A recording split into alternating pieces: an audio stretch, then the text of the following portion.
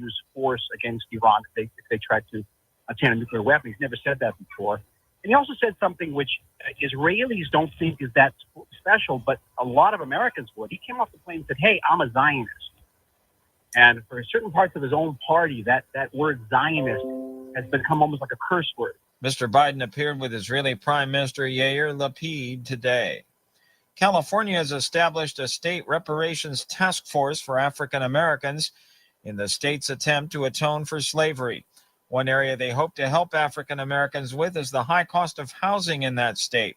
Pacific Legal Foundation attorney Andrew Quinio says the California Reparations Task Force misses the point about high housing costs for all Californians. What I found most remarkable is their solutions to the lack of homeownership among Black Californians, because I found that their solutions don't really address the root cause of the housing crisis here in California, which is affecting all Californians regardless of race.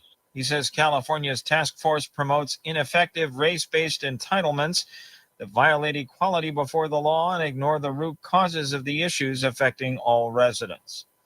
The Trump family is mourning the loss of former President Trump's first wife, Ivana, who died in New York City today at the age of 73.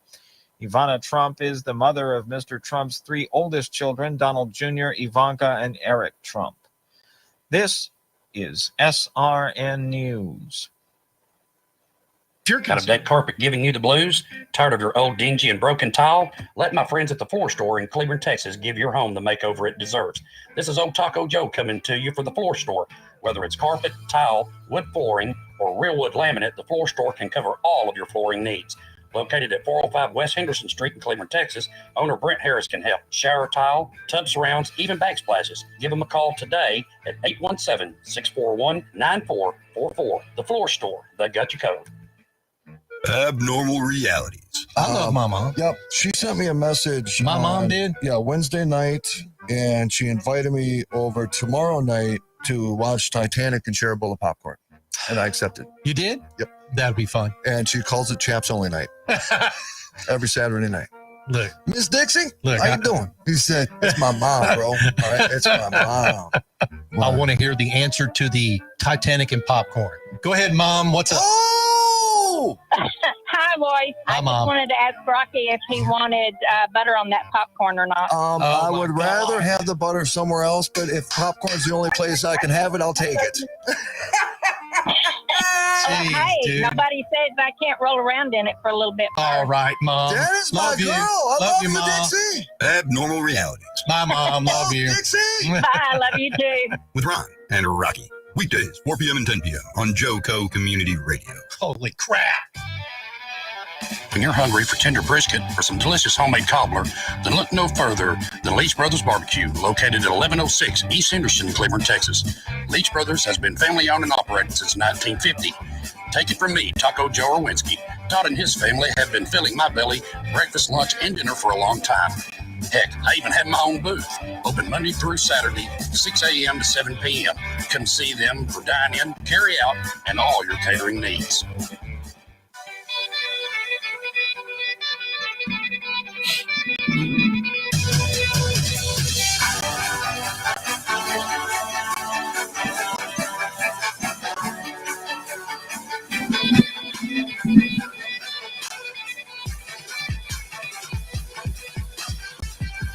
Hello, everyone. Welcome back to Inside the Game. My name is Kelvin, your host, as always.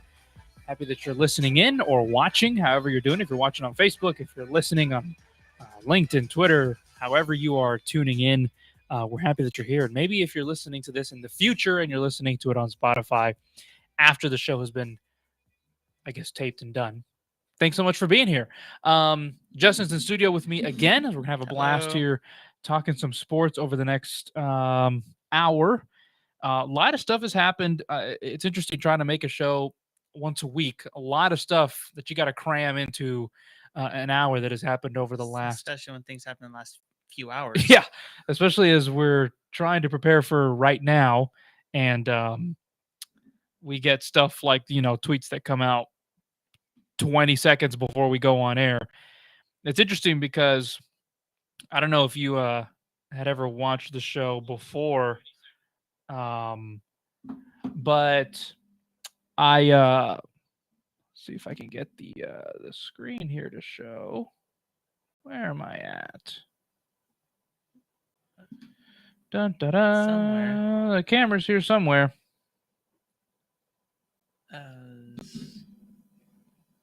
Anyway, We need somebody else behind the. we'll get that fixed. I'll have Getting there.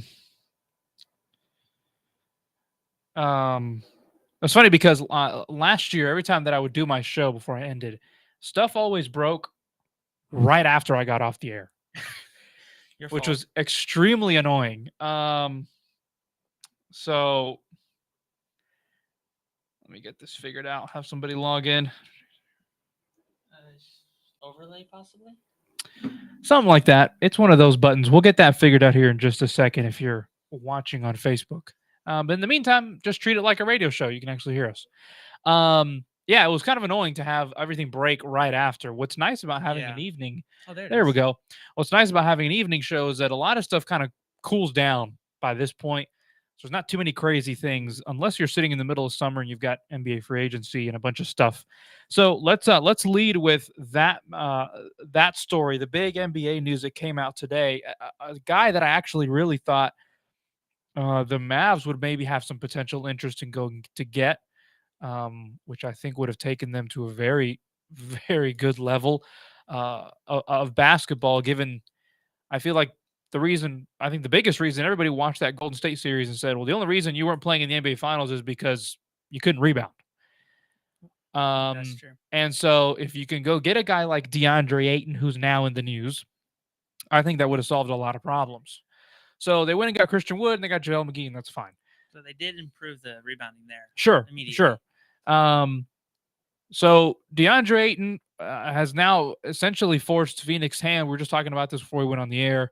He signed a 4-year, $133 million offer sheet with the Indiana Pacers, to the point where Phoenix really has no choice. They either let him walk for free by Saturday evening, or they have to match that offer. And that's roughly 33 and point whatever million dollars. 33 something.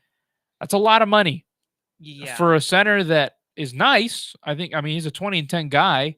I think Chris Paul takes almost 90% of the credit into making him who he is. Yeah, and he also quit on his team too in the playoffs. Yeah, and the Dallas series did not look good on him. No, that hurt him. But we've seen this before with Chris Paul. I mean, DeAndre Jordan got all the money that DeAndre Jordan got because of Chris Paul.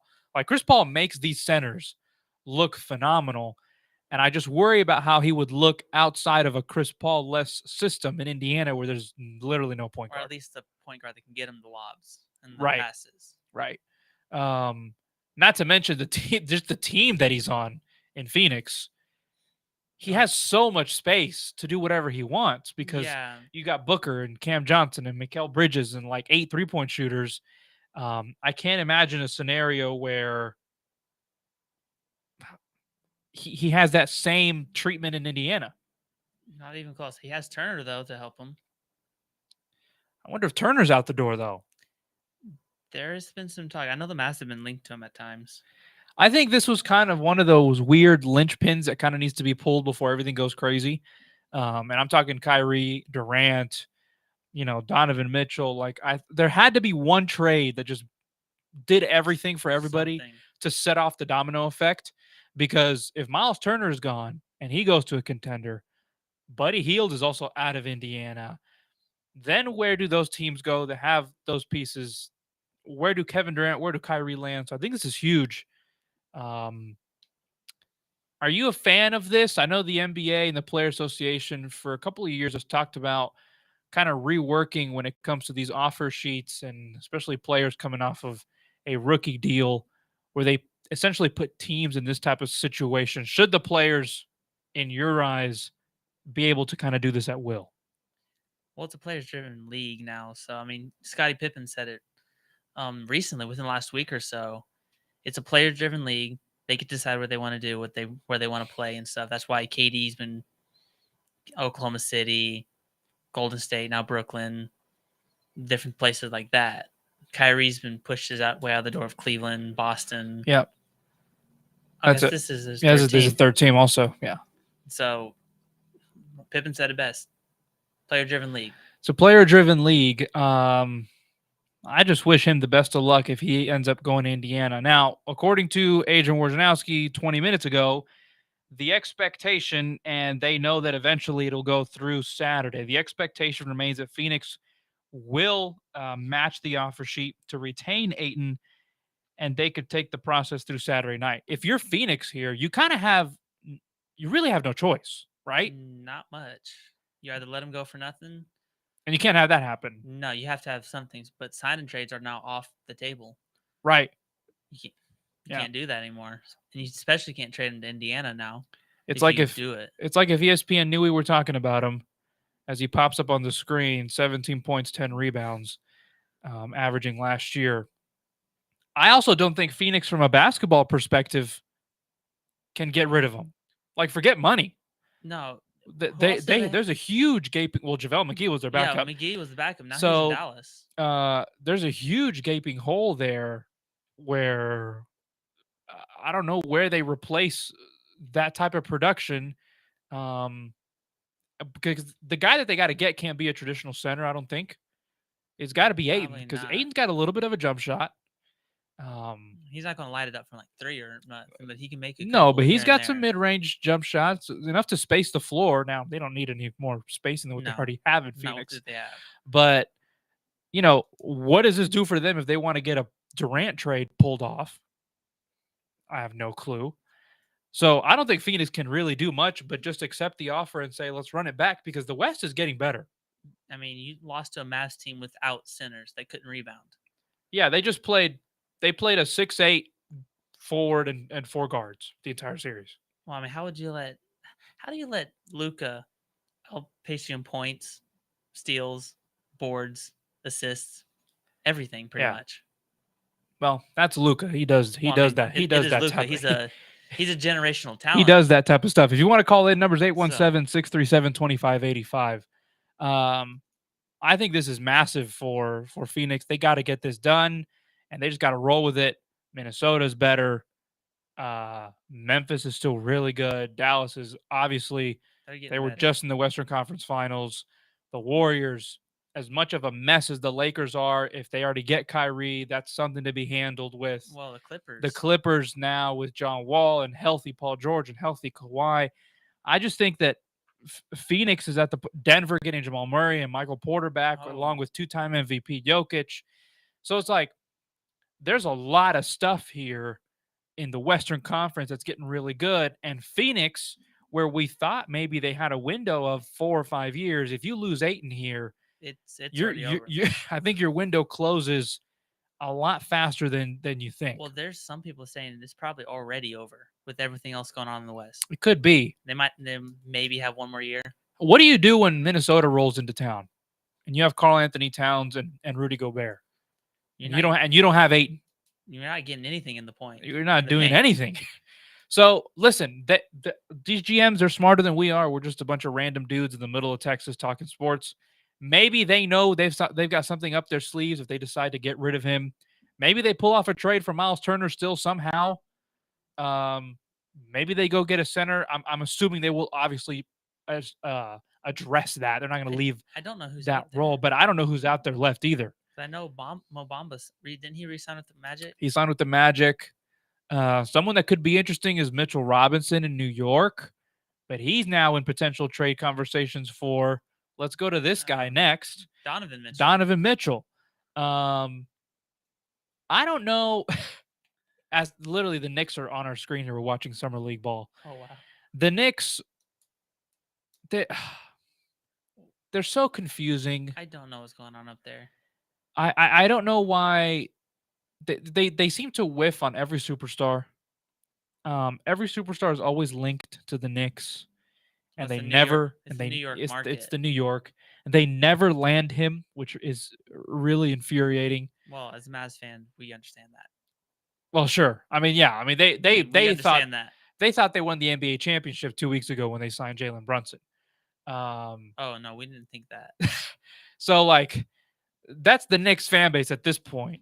Honestly, I kind of feel bad for Brunson, if they do end up pulling a trade for Mitchell, given how much they've like promised Brunson here as their child and their son, to then only bring over another ball dominant guy. I thought Mitchell wasn't he more of a 2?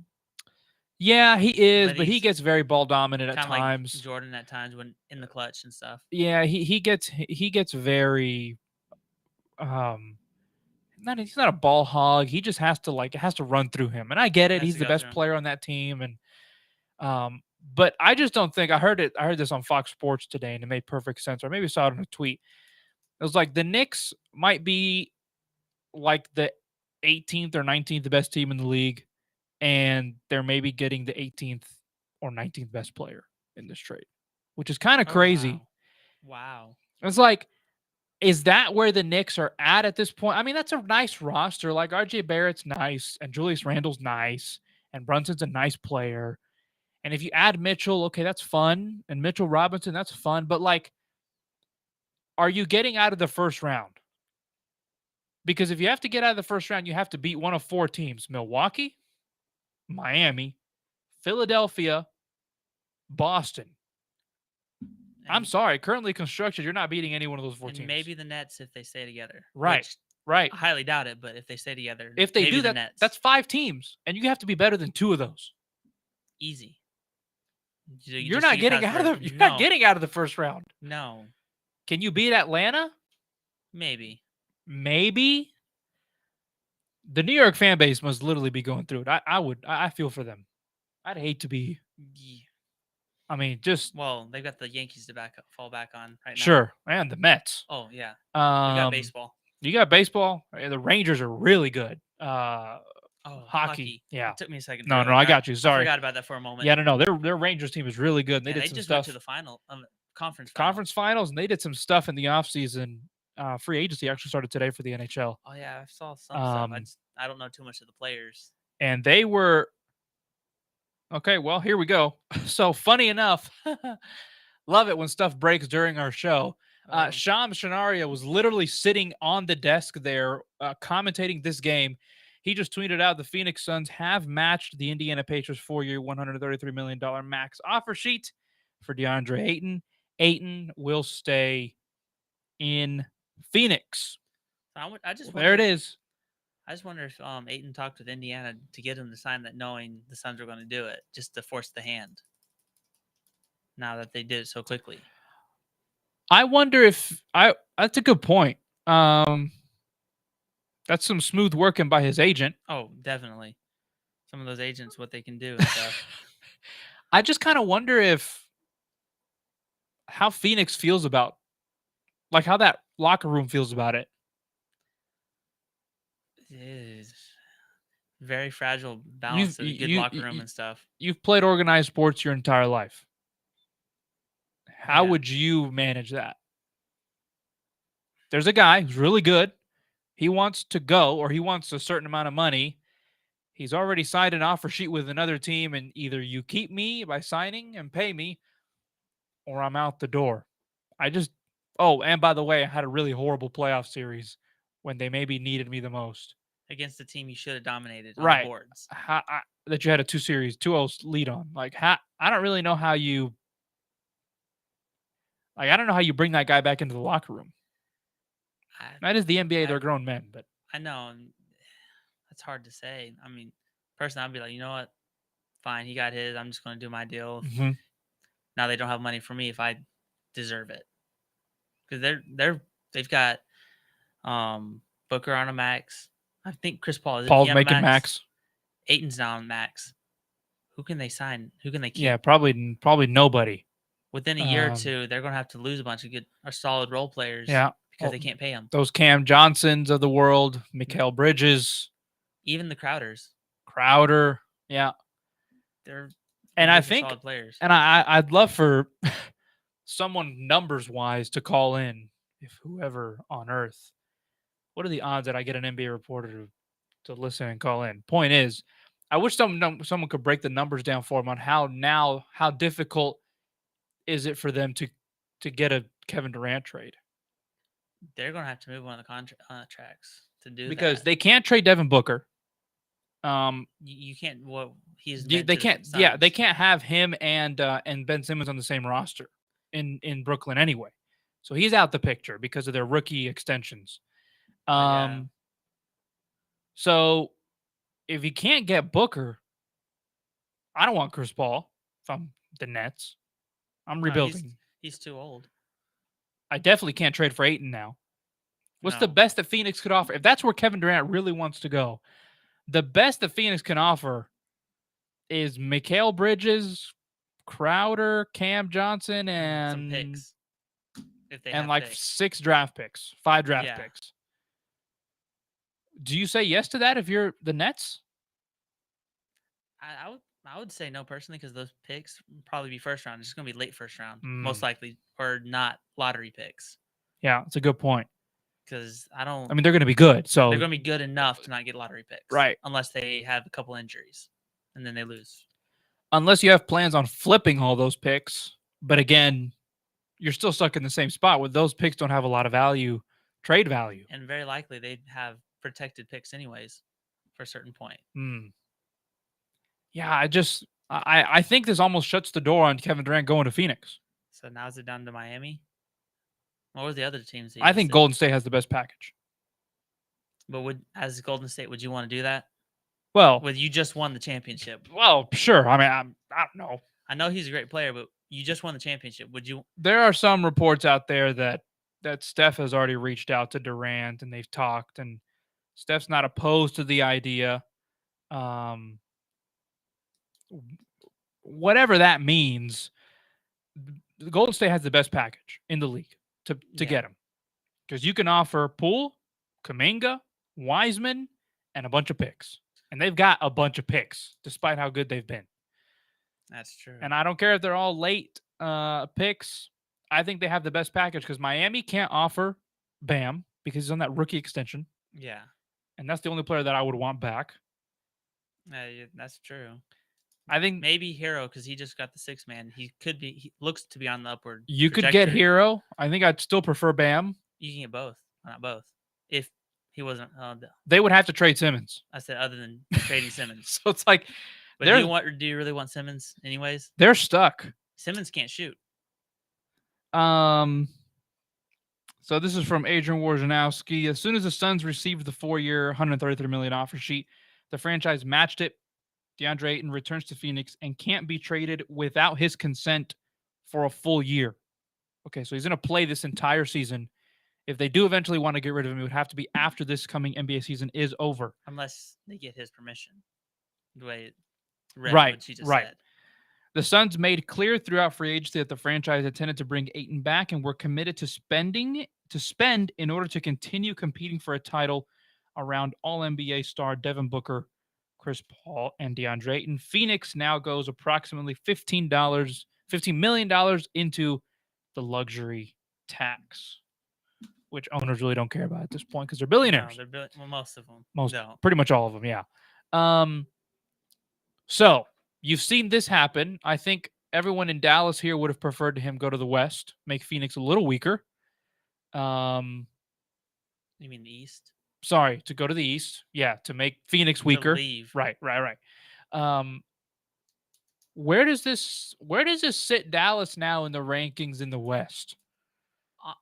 Honestly, I think the Mavs got better, and we literally just beat them in the playoffs. So I would still have them personally around the same, maybe a little bit higher. Okay. Because I wouldn't put the Mavs above Golden State. They just won the championship. They knocked our socks off with the gentleman's sweep. Hey, at least we got that one. But I would a healthy Clippers, especially with John Wall now, even though he's not who he used to be. Yeah, I'm curious to see how that goes. But I think Kawhi and Paul George are enough. Well, I mean, he still got cooked by Luka, but Luka's Sure. Luka. Sure. So probably 3rd or 4th at best for the Mavs. Yeah, I I'm think trying so. to think of other Memphis. I was about to say Minnesota. Minnesota's going to be really interesting. I don't know how they're going to work that lineup wise between Gobert and Cat. I guess they're both playable, but now they got 2 bigs that are good and definitely starter worthy. So yeah, I mean, I don't know. I think that I think the Mavs are in an okay spot.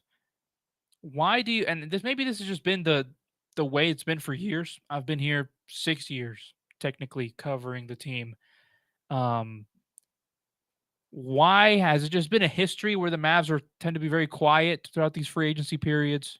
It's not for lack of trying, because I've been here my whole life watching them try and fail. It's for some reason, even though you've got an owner that will be loyal to you, if you're loyal to him, and you got to understand business sometimes, but he will be loyal to you. I mean, look what he did with Dirk. He was loyal to Dirk. If you're a superstar and you want to stay, he's loyal to you. Right. So just some of the things that happen, like, okay, why would you go? I understand some of them, you get more money, more years at certain places with the max. It's lack. It's not for trying. I mean, they tried to get DeAndre Jordan, and then they had the whole sit down with the Clippers, not letting him leave, while Mavs player or Cuban and some of the others Or outside his house, were outside trying to get in contact with him. Yeah. While the Clippers were basically holding him hostage until they signed. I mean, I get it. It's not for lack of trying. I just think you have to even double your trying efforts with the kid that you've got now. Well, just get Luka involved more. I'm pretty sure there's going to be a bunch of players that will love to play with Luka. Sure. But you're going on year 4 now. Is that right? No. Yeah. Yeah. You're No. 5. Year 5, because he's the same year as Ayton. Because Ayton was the number 1, which he shouldn't have been. No offense to Ayton. Definitely top 5. Just you had Luka right there. So you're about to start your 5th year with Luka. And you've made a Western Conference Finals. He's clearly established himself as one of the 3 best players in the world. You can't screw this up. No. And it worries me that they've been so quiet as of recent, just because I wonder if they're taking a look at the landscape in the conference and they're like, what do you want us to do? And I don't think that's the attitude. Well, some of it is also money. How much money do they have? Because we're talking, I'll watch other stuff. I'll listen to other stations. Some of it is like, how much money do they actually have to spend on the big ticket free agents right now?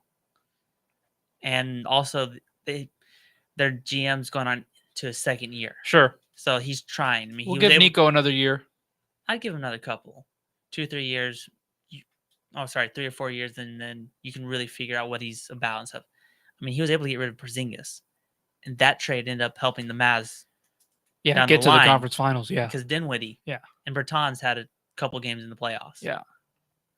So, to me, like right now, it's money. How much money do you actually have? And to be clear, I'm not saying they need to go get Giannis. That would be nice. But I do think that they need to go get something. A lot of 3 and D guys that can just fill in and not take any space away from Luka on the floor. And I talked about this last week, and I keep saying it. You got to be careful in this league now. It's really easy for a player to do just what Ayton did and sign an offer sheet or take a phone call from somebody else, and really quickly you've just lost your franchise player like that. Immediate. And I know Luka, he had his quotes a couple weeks ago where he was talking about how he wants to stay in Dallas. He wants to try and get his goal is to win a championship in Dallas, and that's fine and dandy. But I think one championship is still a colossal failure. Oh yeah, if you're the Mavericks and you have him for 15 to 20 years. I'll be honest. I'm a Mavs fan. One championship with Dirk, failure. I mean, they did have, like I said, they had the Spurs, they had the Lakers of the 2000s. Hard to get past, but it still will be a failure with just one. Agreed. And it was a failure with one. Yeah, it was a failure, and it'll be a colossal failure if you have Luka and can't get more than one. Oh, in the next 15 to 20 years, if he stays here, right, all those years. And that's the issue. You got to keep him happy. I think you got the owner to do it. I think you made a good point about Cuban being loyal if the players lawyer back, right? Yeah. He'll make sure you're compensated. Yeah, he'll keep you. He'll keep you. He'll keep you happy. Right. Yeah. So I hope that he can stay, and I hope that he can see that,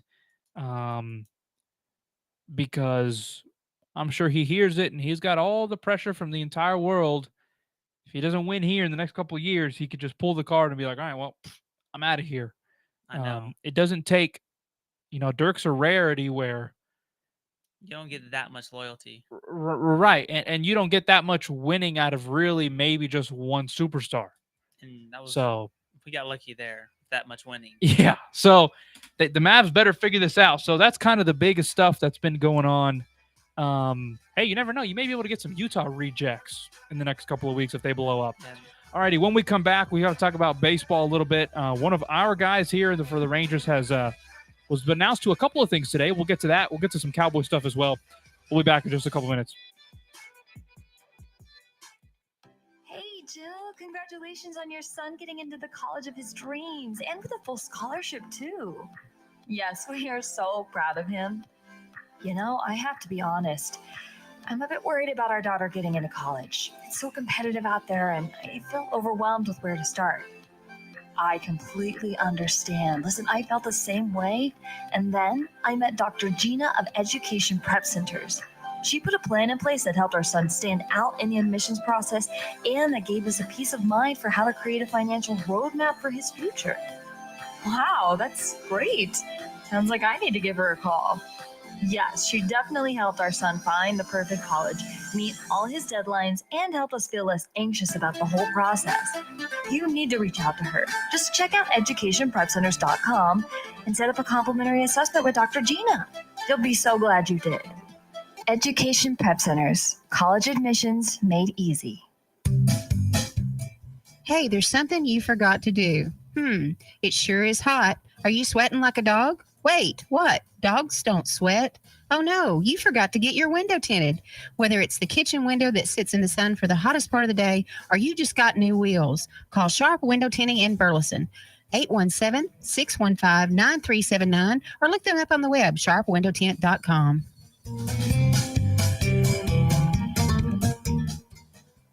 Fast Track Student Loans can get your student loans out of default, stop any wage garnishments, stop collection calls, and stop seizure of your tax refund. Give yourself a break. Stop the stress and get your student loan payments down to as little as $25 a month based on what you can afford to pay. 800-709-4395, 800-709-4395, 800-709-4395, 800-709-4395.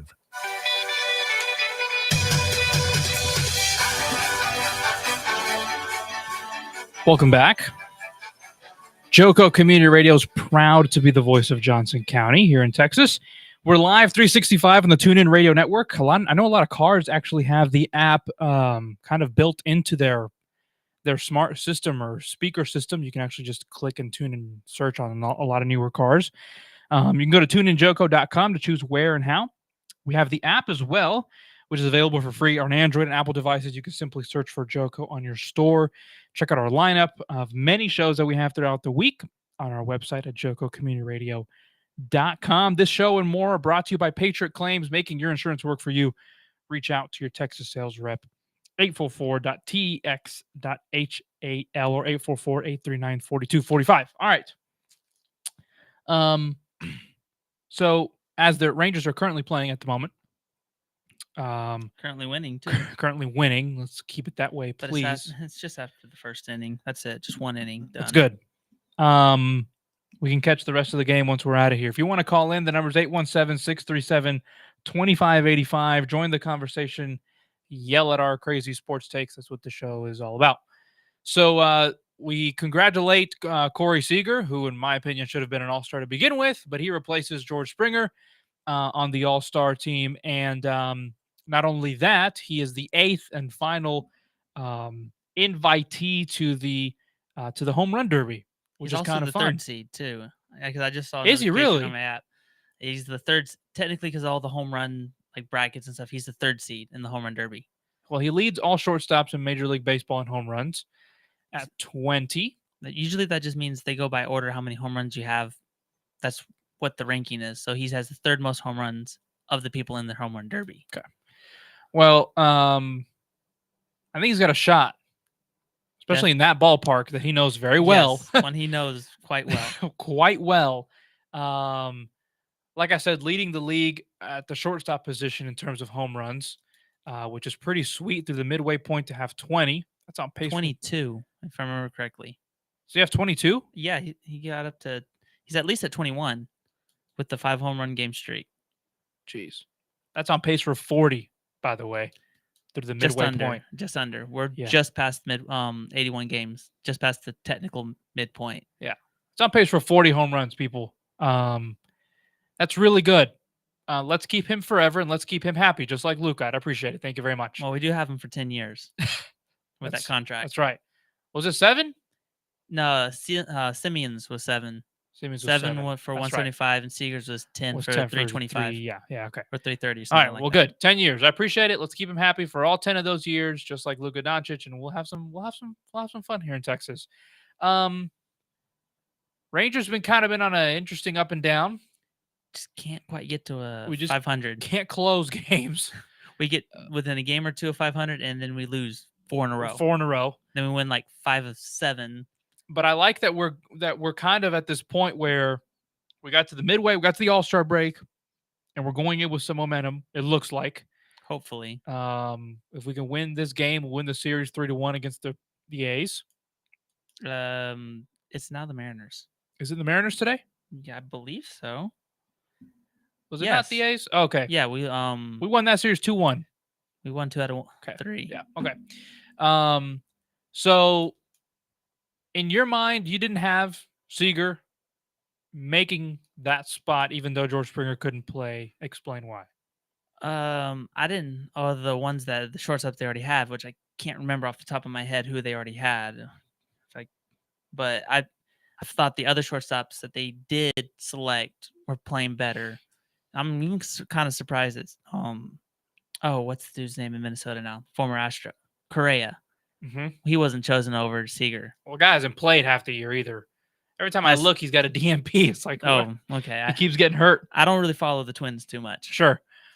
But even still, there's a couple of other guys that deserve it more than Seager. I mean, Seager's got 21, by the way. I looked it up. 21 home runs. 21 homers. Just because you got 21 homers doesn't mean you deserve more so than others. I mean, he still has a batting average under 250, which, for those that know, is less than 1 hit per every 4 at-bats, technically. Right. But a guy like Ty France of the Mariners, hitting over 300, slugging's close to 5. I mean, he missed a few games, but I still think France should have been a person selected. Defensively, where do those shortstop ranks in your eyes? Defensively, where do you put Seager on that list? Middle of the back. He's not the world's greatest defensive shortstop, but this is his offense that we're using why we signed him. Mm-hmm. We can take middle of the pack defense for the offense that he provides. Yeah. And he has been providing of late. Yeah. Him and Simeon both have been on a tear. Well, once Simeon finally got the monkey off his back with the home run, yeah, you've noticed he's up to 12 now. Yeah. In like a little over a month of actually getting home runs. That's really good. And it's such a relief as a baseball fan to just see like the middle of your infield.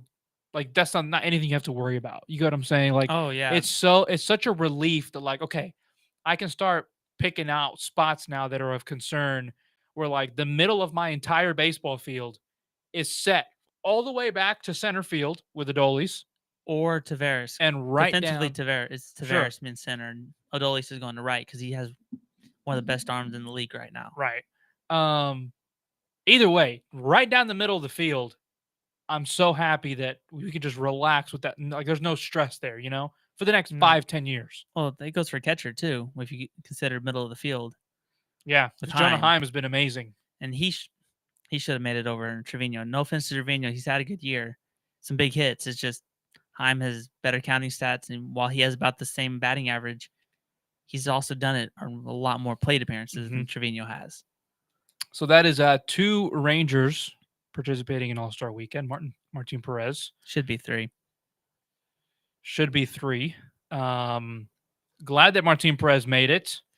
There's no doubt he should have made it. I told you last week that he was definitely going to be an All-Star. Man, I remember. I thought he was on a run there where he might have just been the starting pitcher. for the game. He has had a couple starts since then that weren't great, but other than those 2 starts, he had a shot. But there's some other guys on the roster that should be the starter. No offense to him. He's been phenomenal though. McClanahan for the Rays, he's got an ERA under 2. I think he has like the most strikeouts in the league. He's probably going to be the starter. That'll get you the starting. That'll get you the starting spot. That'll get you that. But it's good to see that the Rangers have some representation here. It's good to see that our best player is going to be there. Like I said, in my eyes, deservingly so. And even cooler that we're going to see him in multiple nights now. We'll get to see him do the home run derby. And a little more incentive for me to watch the home run derby, even though I typically watch it whenever I can. Anyway, but I like watching that in the All-Star celebrity softball game. That's pretty fun to watch. Do we have do you just saw the bracket right now? Make your early pick here. Put me on the spot. I forgot who was in it. I'll give me a moment to bring the bracket go for it. I think Seager's got a good shot. See, Seager's going up against the kid from Seattle, Julio Rodriguez, the outfielder. Okay. So I'm pretty sure Seager would win that one. And they've changed the format over the last couple of years. It's more of like a March Madness bracket. You just get 20 pitches now, right? Or something like that? Or is it still timed? No. It's timed. It's still timed. Okay. It used to be you get so many outs, like balls that weren't home runs on a swing. Right. Now it's your time and just hit as many as you can so that you're a little more apt to swing at everything. Right. And if you hit so many homers over a certain length, you get extra time. You get like a golden ball or something like that. It's extra time. It's like 2 homers over 440 feet or 450 feet, something like that. Okay. Or 1 home run that's like 475. You get extra time. You have the bracket? Yeah. I had the bracket up a little bit ago. Schwarber, Pujols. Schwarber's going to win that bracket. Sure. I'm sorry, Pujols. This might be. You're one of the greatest home run hitters ever. Almost hey, to at least 700. You're not winning that one. Not this year. Okay. Unless you can surprise. You've got Soto versus Ramirez. Jose Ramirez at the Guardians. Guardians. The Guardians. I like Jose Ramirez. I would go with Soto. Okay. He's a lefty and he did pretty well last year too in Colorado. You got Alonso versus Acuna.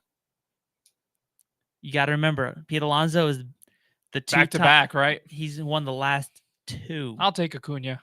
I'm going to take Alonso until someone can prove to beat Alonso. I'm taking Alonso. And then it's Seager versus Rodriguez. I'm going Seager on that one. I think just familiarity. Familiarity. Round 1, he'll be relaxed. A little bit of easy. He actually has been in a home run derby before. Julio Rodriguez, unless he did it like in the minors or something or college. Or actually, I don't think he's from the States, wherever he was, unless he did it there. I'm going to go with Seager. With that, for me personally, I'd put Schwarber, Soto, Alonso, Seager. Yours would have been Schwarber. Oh, who is it? Ramirez, Acuna, and Seager. So personally, when I get to the second round, I'm going Schwarber again, putting him into the finals. And now, who would you go? For you, it'd be Schwarber or Ramirez. Schwarber. Schwarber? Yeah. He's like after Judge, second to third home run hitter. Yeah. So Acuna or Seager for you? My goodness. That's like it's hard, isn't it? That's like picking like 2 really good pieces of cake. Like which one do you? For me, it's Alonso Seager. I'm going with Alonso just because he's a bigger guy. I think Seager gets to the final. I think as much as I love Seager and I want him to win, I'm going to root for him. I still think Alonso is going to beat Seager. Just look at Alonso, how big he is, and how in fact he has won the last 2. I'm leaning a lot on familiarity and being back home where he was at, before the Rangers. Some of that somewhere is going to play into where he's going to blast it out. Yeah, so you've got Schwarber and Seager in the finals. I've got Schwarber and Alonso. I will take Schwarber to beat Alonso, but that's personal. I don't know where I would go. That's tough. If I had to pick a bracket, I'd probably take Schwarber. Yeah, he's just on a tear. Schwarber's on a tear. I mean, home run tear. And he's hot when he needs to get hot too. That's the thing. Yeah. So a lot of these like events and weird things that sports do, you got to get hot at the right time. And he's just been, which is probably why Seager got chosen to the All-Star game because of the recent hot streak. Well, and if he homers tonight, That'd be 6 home runs in 6 games, 7 games. 6 out of 7. Yeah, games. that's with a crazy. home run. Yeah, the record of all time for most consecutive games is 8. Wow, 8 consecutive games. And he just had a 5. He had a 5. Well, the Rangers' record is 7 consecutive games, and that's held by Kevin Minch. That's a name that most people would, especially Ranger fans, would forget. Kevin Minch holds the Rangers record for most consecutive games with a home run. Well, I will be watching, of course, the Home Run Derby. I hope everyone will be as well. We've got actual representation. We've got representation, of course, in the All-Star game itself. I'm assuming we'll see Perez pitch at some point. He and has of course, to. Seager will be out on the field having a blast, hopefully hitting some home runs or runs to get something. Get us the win out there as well, conference-wise. I do have a couple of updates here with Ayton. This is from Adrian Wojnarowski. Ayton had actually been enthusiastic about the possibility of playing in Indiana. Oh. And pairing up with a talented and young guard like Tyrese Halliburton and becoming the centerpiece of the Pacers' rebuild. Oh, no. The Pacers needed to clear out $4.5 million in cap space to sign Ayton to that max offer sheet. To do that, Indiana waived 2 guards today and stretched 3 players who had arrived in Boston for that Brogdon trade that they did. This just doesn't look too great. That could blow up on the Suns. After an outstanding regular season, finishing with the league's best record, Phoenix postseason ended in a blowout loss to the Mavericks, a game that Ayton spent most of the second half watching from the bench. When asked after the game why that happened, Coach Monty Williams said it's internal. Ayton, meanwhile, did not talk to reporters after the game. Well, I think they have it on video now that Williams said that he quit. So he quit on the team, I should say. There's the story. Ayton apparently very excited to be the centerpiece and play in Indiana. Obviously now, at least through this season, unless he gets and wants to be traded, will be in Phoenix. Stuck, I guess, on his own will. I don't know. Whatever it is. I mean, it's a strange story. They can't trade him to Indiana. If he wants to play for the Pacers, right? You have to wait a while before you can trade him to Indiana. You got to wait till the end of the year. You can't go there anymore. Yeah. So it's going to get really interesting here for Ayton continuing forward. Glad to see, back to the baseball talk, that we've got our representation there. It's going to be a great All-Star weekend in LA. Speaking of All-Star weekend that just happened, I think 2 weeks ago, our Railroaders had representation at the All-Star game for the American Association. I forgot about the American Association. Zach Nair was up there. I believe Chase Simpson was up there, third baseman. Zach, of course, being center field. Yeah, so it was a lot of fun to see them up there. I haven't really followed the Railroaders too much. I've been to like 10 or 12 games this year. It's been pretty fun. Which is weird because I actually do know a player in the American Association. Yeah, you were telling me about that. That's pretty cool. The Salt Dogs. Salt Dogs. I think it's Lincoln. Lincoln Salt Dogs, if I remember correctly. Or Salt Lake City. No. It's Lincoln. It's Lincoln. There's no team in Salt Lake City from the American Association. It's Lincoln, I think. But yeah, so hey, representation locally and from our Rangers, which is pretty cool in the All-Star game. And that'll be a lot of fun to watch. That will be. I mean, next week. Also, I know this is a sport we probably don't talk about too much. FC Dallas has 2 players, and they're all in the MLS All-Star game. Oh, okay. Areola and Ferreira. All right. Which Some are good also stuff. a couple of guys that play a lot for the national team. Yep, that's true. That is very true. Love that. A lot of representation here from DFW. In other news, before we get to our last kind of big story here, the British Open started today. Tiger Woods, poor guy, shot a 5-over. Not the greatest, but it's just a fantastic scene in Scotland at St. Andrews, at the Old Course, the home of golf, where it started in 1862, I believe, is the date. Oh, wow. It's been 150 years. This is the anniversary this year, and they're playing the Open at the Old Course in St. Andrews, and the wind was unreal today. Not to be mean or anything. Did you say 1862? Yeah. 160. Okay, well, whatever 150 is minus now, whatever that is. That would be 10 years ago. So 160 years. So the 150th is right now. Then there'd be 1872. I'm not trying to be mean. It's just making sure you got the right. Do some math number. here. It'd be 1872. Let's see. Because 5 plus 7 is 12, which would be Okay, so the Open's been running since 1862. It's been played at St. Andrews. The first time was in 1872. Okay, so the first one for this particular golf course. Golf course, right. Okay. For the home of golf was in 1872. Sorry to be mean about semantics there. I just threw me for a loop for a moment. Wanted to make sure I was I wanted to get my math right. I appreciate that.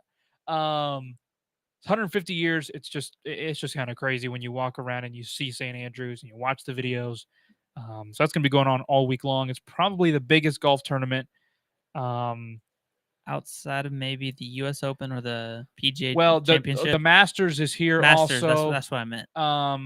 But just with the history and maybe this being the last time that the Open comes to St. Andrews, this is a huge deal for a lot of players. So wait, why would they be leaving? They're potentially doing some stuff to the course. It only comes back once every 6 or 7 years. So this could be Tiger's last time playing at the Open at St. Andrews. Oh. So, I mean, it's just a lot of stuff with this weekend. They had the Champions Dinner. They had just a ton of stuff, and it was really cool, kind of really cool to see. Yeah. Anyway, that'll be going on throughout the rest of the week. So the NFL executives voted on their top 10 quarterbacks for the NFL season coming up, and I thought this was really interesting here. This was interesting on a couple of different levels, and I wasn't really too fired up as people were about the list. I kind of saw someone that was like, maybe a couple here or there. I didn't really. Oh, I can't read that because stupid ESPN Plus. I didn't really fault them too much. The big controversy was Aaron Rodgers at 1 and why he was there. Where'd they have Mahomes? Because I can't. At 2. 2. They had Mahomes at 2. Dak Prescott, of course, did not make the list. The one I saw, he was at 10. Oh, sorry. Yes, he did. I was about to say, hold up. Yeah. They had Aaron Rodgers at 1, Pat Mahomes at 2, Josh Allen 3, Brady 4, Burrow 5, Stafford 6, Herbert 7, Wilson 8, Deshaun Watson 9, Dak Prescott 10. Okay, I don't think Watson should be there. He hasn't played recently enough. That's a good point. And I think they're trying to take into all things considered. And I don't like Burrow that high yet because he's only done it for 1 year. And he was good his rookie year until he got hurt, but I don't feel he should be that high until he proves he can do it a second season. At least with Herbert, he's shown he's done it. This is his second year. Like where's Carr? Was he on the list? He did not make the top 10. Wow. So I guess the question is, and if you want to throw it in the chat, if you're watching wherever you're listening, I guess the question of the hour is Dak Prescott a top 10 quarterback? Yes. So ESPN's explaining as to why he's 10. They said that Prescott's consistency helping him beat out top-tier passers.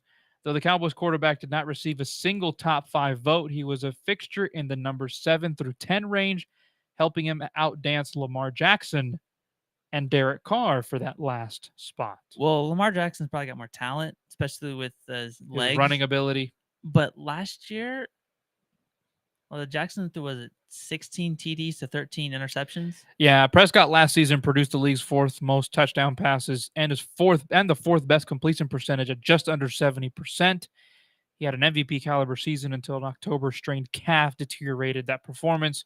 He's 53-32 as a starter, but he's only 1-3 in the playoffs. According to an NFC executive who had a vote, he said he's good, but not great.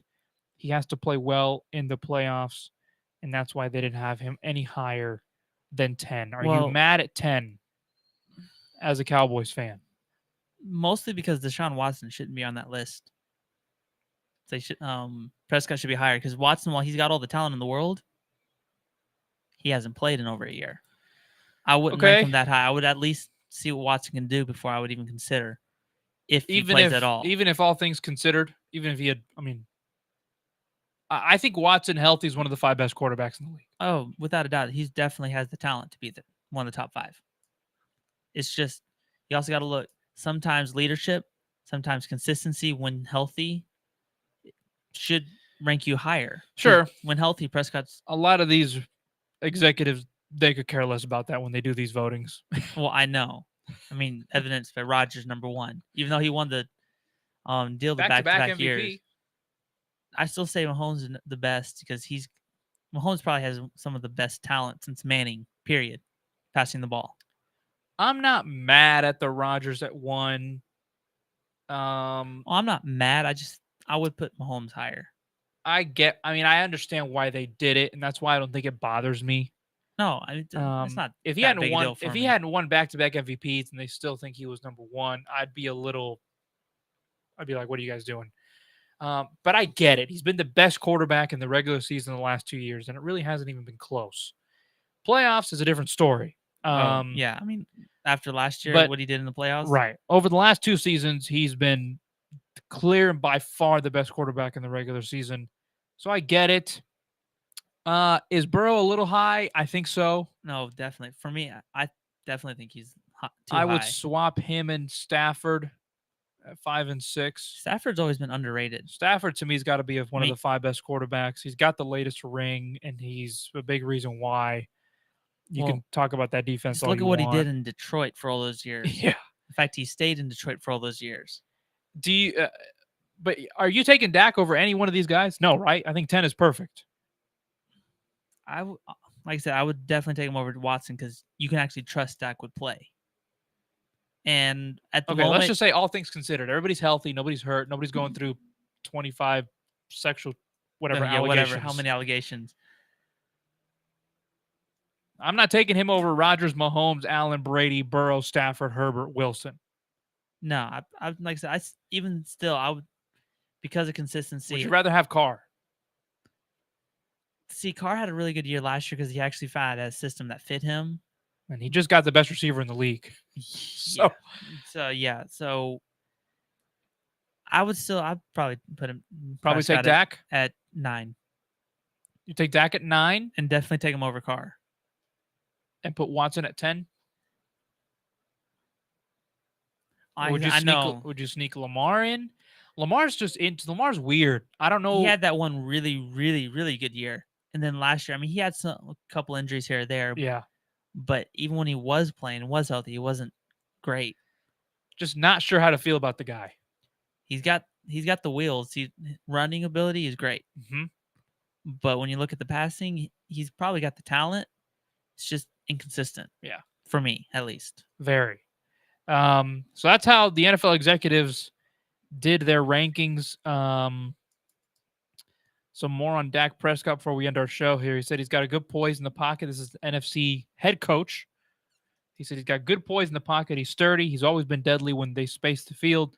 Sometimes needs an extra hitch to confirm things. All right, well. Basically just saying sometimes that he takes a little too long to make sure everything's what he wants. Go for it, Dak, and prove all these guys wrong. But I think 10 is a perfect spot for Dak Prescott. I think he's always been a middle-of-the-road kind of guy. I think 10's really good. Especially with the roster and what he's been able to overcome with injuries the last couple of years. And we're going to see what he's made of now. That leg injury he had was nasty. Yeah, we're going to see what he's made of now because it's just CD and Michael Gallup. There's no Amari Cooper. Is Zeke healthy? There's just a lot of questions going into the Cowboys new guy they season. drafted in the 3rd round going to be good. Yeah, the receiver. Starts with a T, I think. Something like that. Anyway, Ty Smith? No. You're probably thinking of the guard. The guard that they drafted. Smith. So we'll Tyler see. Smith is what dude's name. Hopefully Dallas Cowboy fans are relaxed. The NFL gave your quarterback some props. All righty. We'll be back next week, of course. British Open's going on this weekend. MLB All-Star Weekend will be wrapped up by the time we come back. We'll talk about the Home Run Derby winner. Hopefully we're talking about Corey Seager. We'll see you guys next week. That's Justin. I'm Kelvin. We'll see you next week. See ya.